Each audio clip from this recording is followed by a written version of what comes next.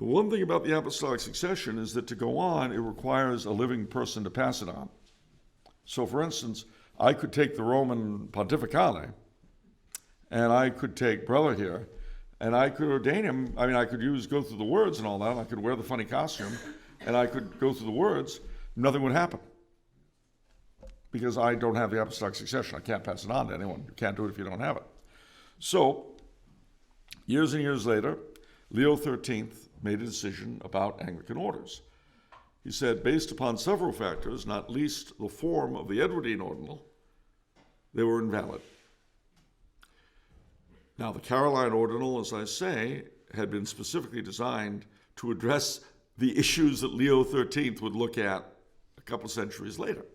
But 100 years had passed.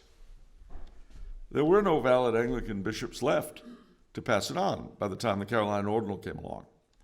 But the Anglicans said, that's not true, that's not true. Our orders are valid. And just to make sure,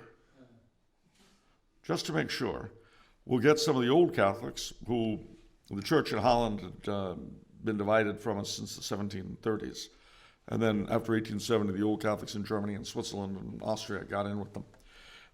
So the Anglicans said, you know what, the Pope's wrong, of course, but just to make sure everything's okay, we'll have old Catholics co-consecrate.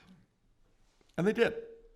And this has been very amusingly dubbed the Dutch touch. So the question was,